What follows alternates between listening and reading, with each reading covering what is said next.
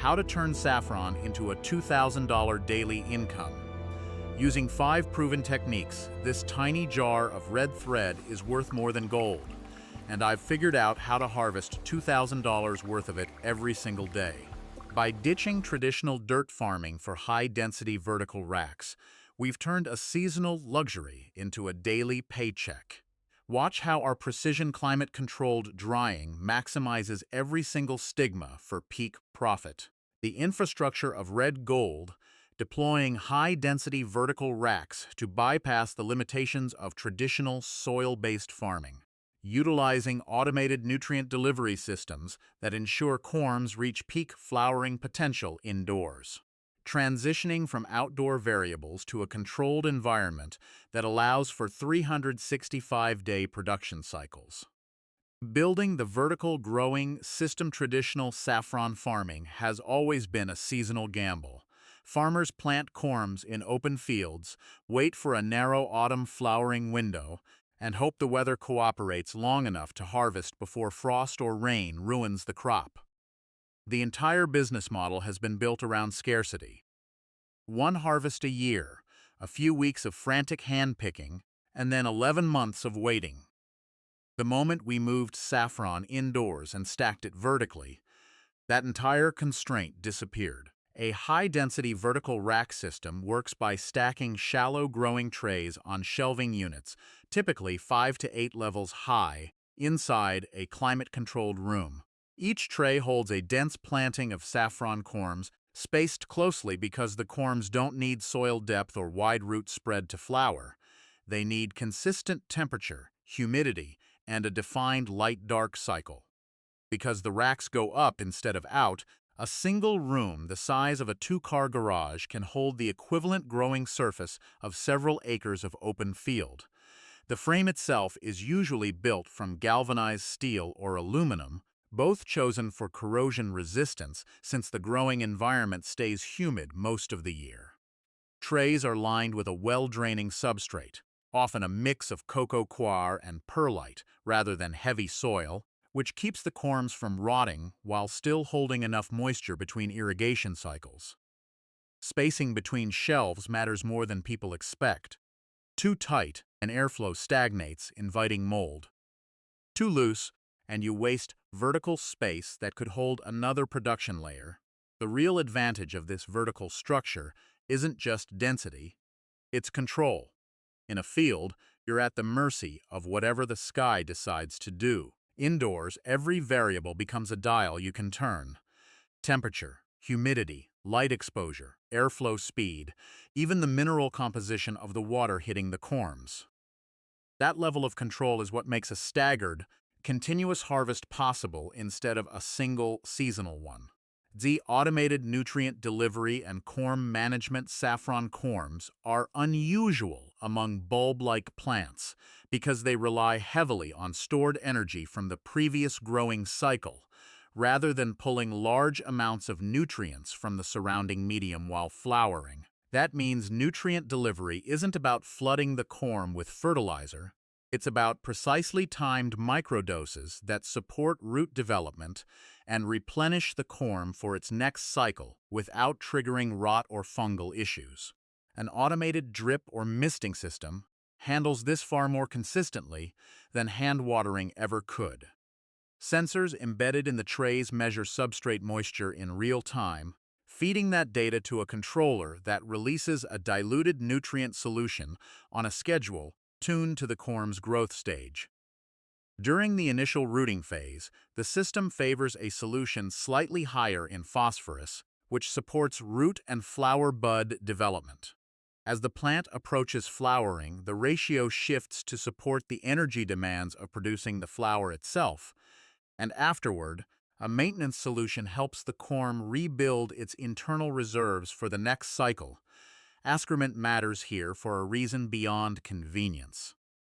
Saffron corms are genuinely sensitive to overwatering, and a single miscalculated hand-watering session across hundreds of trays can wipe out a meaningful percentage of a harvest.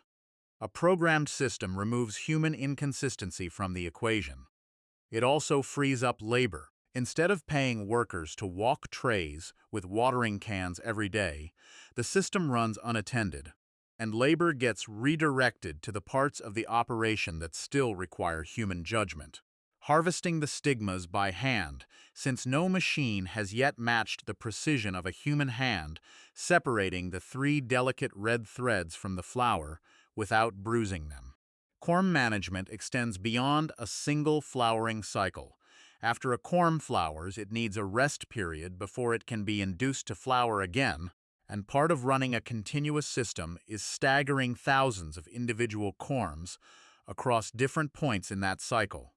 Some trays are actively flowering, some are in vegetative recovery, and some are dormant, waiting for their next induction phase. Managing that rotation is really an inventory problem as much as a horticultural one, knowing exactly which tray is at which stage and when it needs to move to the next phase of the room. The 365-day production cycle, the single biggest shift in the economics of saffron farming, once you move indoors, is breaking the assumption that saffron only flowers in autumn. In nature, saffron crocus flowers respond to seasonal cues. Dropping temperatures and shortening daylight in early fall trigger the flowering response after a corm has spent the warmer months building up energy underground. Indoors, those seasonal cues can be replicated artificially and compressed. By manipulating temperature and light exposure in a controlled chamber, growers can trick a batch of corms into believing autumn has arrived, triggering flowering regardless of the actual calendar date outside. This is the mechanism that turns saffron from a once-a-year harvest into a staggered, continuous one. The way this works in practice is through batch scheduling. Instead of inducing every corm in the facility at the same time, growers divide their total corm inventory into rotating batches. For example, 10 or 20 separate groups. Each batch is introduced to the induction chamber on a staggered schedule, a few days or a week apart from the next. Because each batch takes a predictable number of weeks from induction to flowering, staggering the start dates means that on any given day, some batch somewhere in the facility is in full bloom and ready to harvest. This staggering is what allows for something that field-grown saffron simply cannot offer: a harvest every single day of the year, instead of a frantic few weeks in October. It smooths out both the labor demand and the cash flow. Rather than needing an enormous seasonal workforce for 3 intense weeks and then nothing for the rest of the year, a facility running a 365-day cycle needs a smaller, consistent daily crew, harvesting a manageable number of flowers each morning. The trade-off is that this kind of scheduling requires meticulous record-keeping. Every batch needs a tracked induction date, an expected flowering window, and a plan for what happens to those corms after the flowers are harvested. Do they go into a recovery phase immediately, or do they need a longer rest before re-entering the rotation? Miss a step in this process and you either lose synchronization across your batches or burn out corms that needed more recovery time than they were given. They harvesting at peak potency saffron's value comes entirely from 3 tiny stigmas inside each crocus flower, and the harvesting process is unavoidably manual, regardless of how automated the rest of the operation becomes. Flowers open in the early morning and need to be picked within a narrow window, typically before the heat of midday causes them to wilt and lose some of their aromatic compounds. This is one of the few places in a modern saffron operation where the old rhythms of traditional farming still apply directly. Workers move through the racks picking whole flowers by hand, placing them gently into shallow baskets to avoid bruising the delicate petals, which can degrade quality if crushed against each other. The flowers are then moved to a separate work area, usually a clean, well-lit room where the actual extraction of the stigmas happens. Using tweezers or, with enough practice, bare fingers, workers pull the 3 red threads from the center of each flower, discarding the petals and the yellow anthers, which have no market value. This is repetitive, detail-oriented work, and it's the true labor bottleneck of the entire operation. It takes an enormous number of flowers to produce even a small amount of dried saffron. Historically, estimates put the number of hand-picked flowers needed for a single pound of dried saffron in the tens of thousands, which is part of why the spice has always carried such a high price per gram. Even with a controlled, high-density growing system, multiplying the number of flowers available on any given day, the extraction step scales with labor, not machinery. Quality control starts right here at the harvesting stage. Stigmas need to be separated cleanly, without excess yellow style attached, the part where the red stigma meets the rest of the flower, because that yellow portion has little flavor or color value and dilutes the potency of the final product when it's included in a batch. Experienced workers can visually judge where to make that separation, which is part of why training harvest staff properly has a direct and measurable impact on the grade of saffron a facility can produce. Bay precision drying for maximum potency fresh stigmas are essentially useless as a marketable product. They need to be dried to concentrate their flavor compounds, color, and aroma, and to bring their moisture content down to a level where they'll store for months or years without degrading. This drying step is arguably the single most important stage for determining whether a batch of saffron ends up graded as commercial quality or as a premium, high-value product. Traditional drying methods rely on ambient air, sunlight, or simple low-heat ovens, and the results vary wildly depending on humidity, temperature swings, and how evenly heat reaches each thread. A controlled drying chamber removes that variability.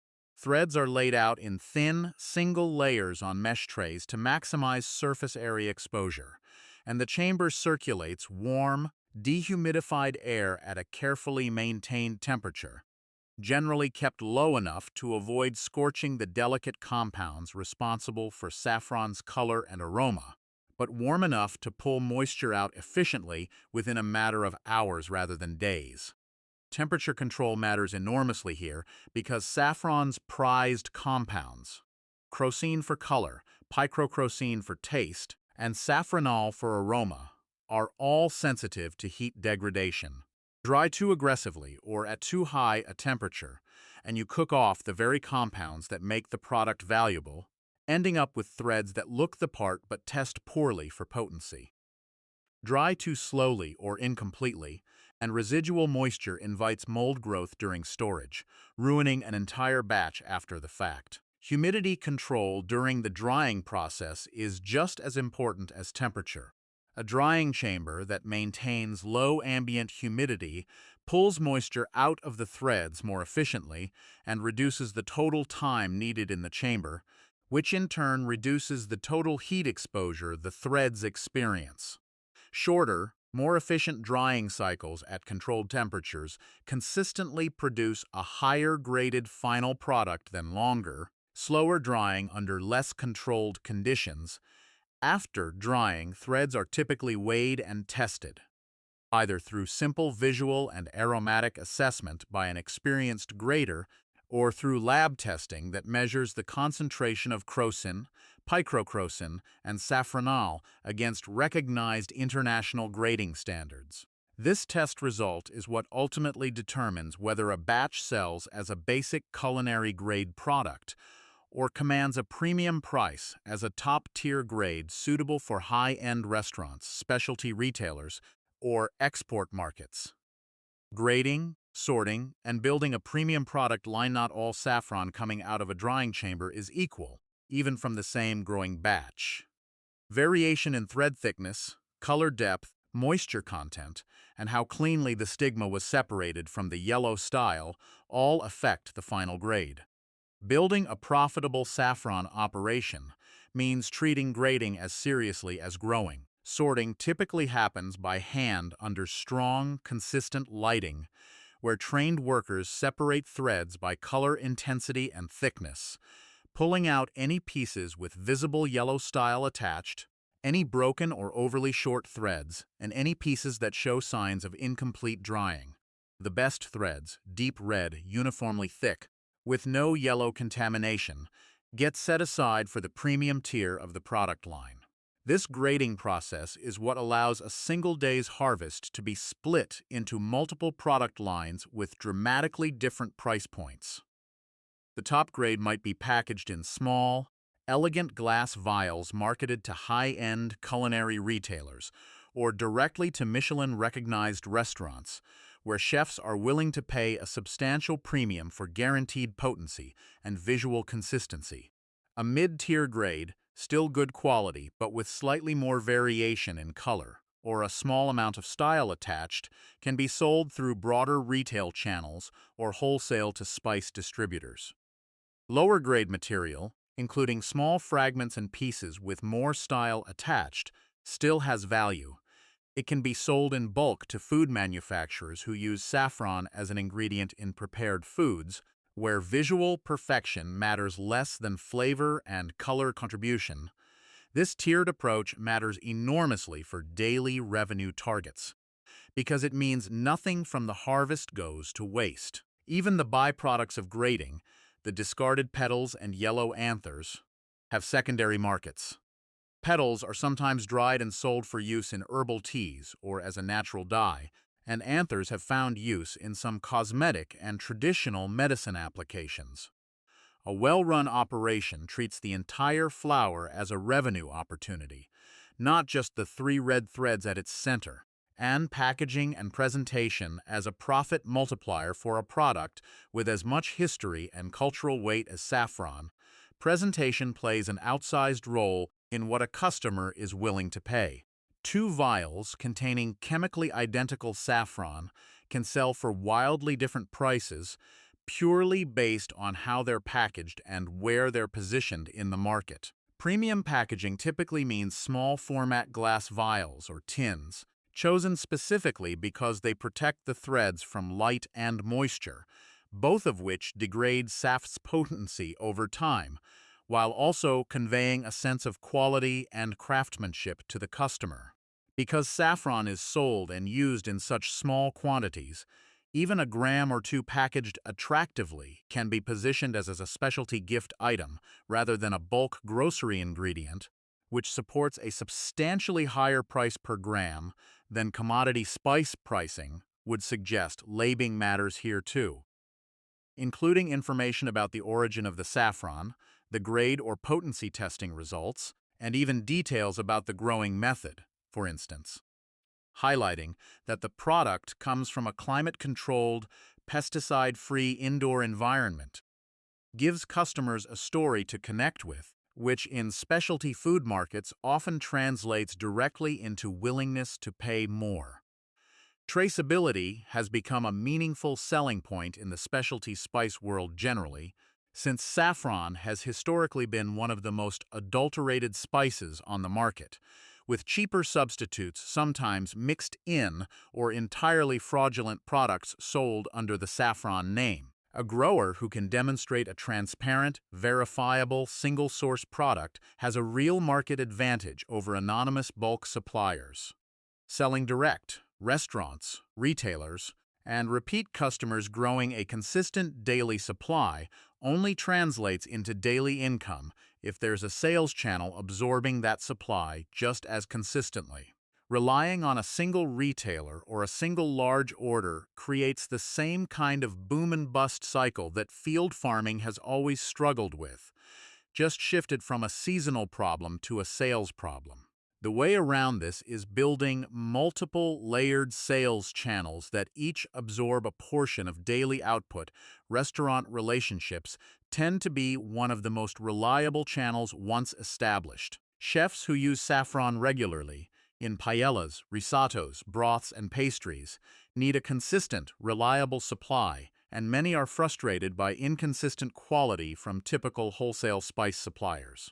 Offering a direct relationship with a local or regional grower, with guaranteed freshness and traceable sourcing, is often an easy sell to chefs who already care about ingredient provenance.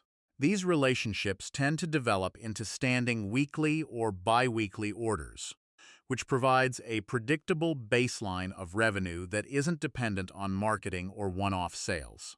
Specialty grocery and gourmet retail channels serve a different function. These outlets typically buy in slightly larger batches on a wholesale basis, but at a lower per gram price than direct-to-consumer sales, trading margin for volume and consistency. They're valuable for absorbing the mid-tier grade of product that doesn't quite meet the bar for the premium line, but is still high quality. Direct-to-consumer sales, whether through an online store or at farmers markets and specialty food events, capture the highest margin per gram, but require more active marketing effort and produce less predictable volume on any given day.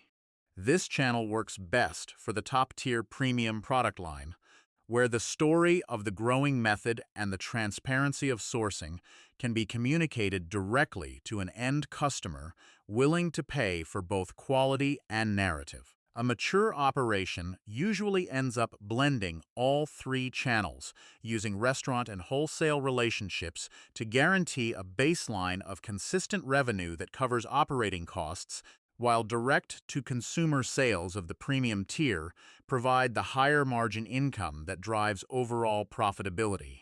The daily economics of a vertical saffron operation, understanding why this model can generate meaningful daily revenue, comes down to a few compounding factors working together. Density, continuous harvest scheduling, and premium per gram pricing.